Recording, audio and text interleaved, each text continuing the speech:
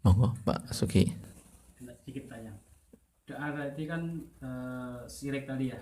Mm. Tadi sirik itu kan dosa paling besar. Itu kalau udah tobat apa ya masih Diterima oleh Allah Subhanahu wa taala. Jadi semua dosa kalau orang itu bertobat maka akan diterima oleh Allah Subhanahu wa taala dengan catatan dia tobatnya benar. Jadi kalau orang terjatuh pada perbuatan syirik dia harus bertaubat.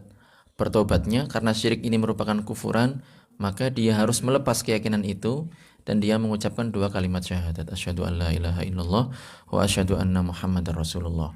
Jadi maksud ayat yang saya sebutkan tadi, innallaha la yaghfiru ayyushraka bihi wa yaghfiru ma duna dzalika liman yasha. Maksudnya adalah Allah Subhanahu wa taala tidak mengampuni dosa syirik itu bagi orang yang mati belum sempat bertaubat. Jadi kalau ada orang pernah syirik kemudian belum sempat bertaubat sudah meregang nyawa, maka ini sudah tidak ada kesempatan baginya untuk mendapatkan ampunan dari Allah Subhanahu wa taala.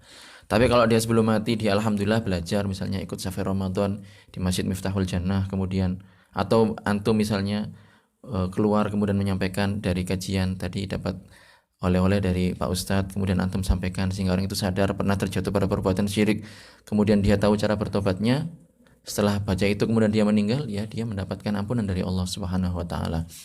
Nah, kalau dosa selain syirik, jadi misalnya orang pernah zina, mati, belum sempat bertaubat, maka orang ini ada dua kemungkinan. Kemungkinan dia mendapatkan ampunan dari Allah, ada kemungkinan dia tidak akan mendapatkan ampunan dari Allah Subhanahu wa taala. Makanya di ayat kan disebutkan wa yaghfiru ma duna dzalika liman yasha. Allah Subhanahu wa taala akan mengampuni dosa yang di bawah syirik bagi hamba yang ia kehendaki. Jadi makanya pentingnya orang belajar tentang masalah akidah ya di sini. Karena kalau akidahnya benar, walaupun dia ini pernah zina, dia pernah minum khamar, dia pernah makan harta riba, dia pernah bunuh orang, tukang jagal dan seterusnya. Tapi akidahnya benar. Keyakinannya benar bahwasanya Allah tidak serupa dengan makhluknya, Allah yang menciptakan tempat, Allah tidak butuh kepada tempat, Allah tidak bisa dibayangkan, Allah bukan manusia. Keyakinannya benar, maka orang ini nanti ujung-ujungnya di akhirat dia pasti akan masuk surga.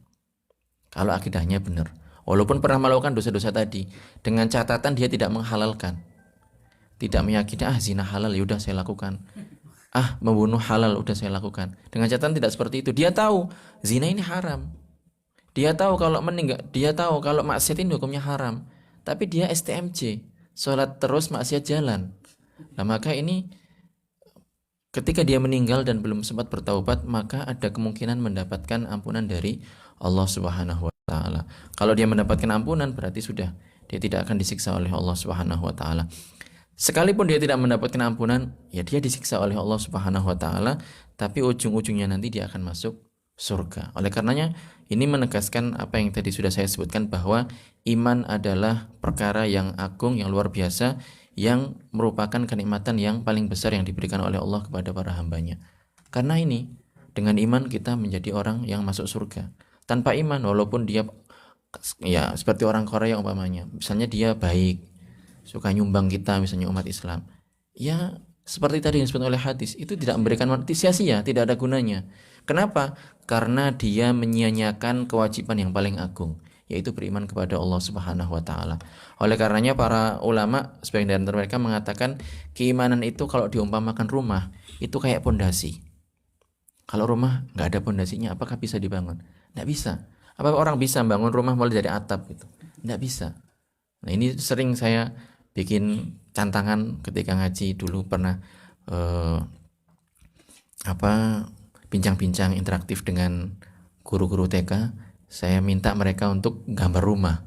Kalau orang biasanya gambar rumah itu kan pertama bikin segitiga, kemudian ditarik, kemudian baru ke bawah, baru dindingnya, kemudian baru pondasinya kan seperti itu. Kemudian saya tanya, Bu, ini kalau rumah beneran bisa nggak kayak gitu? Nggak bisa.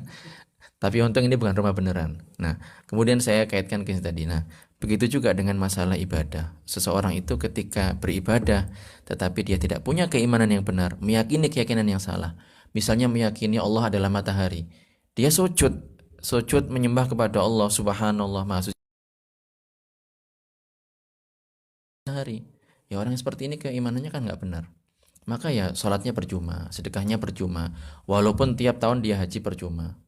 Oleh karenanya penting orang itu mengkaji masalah akidah supaya akidahnya benar.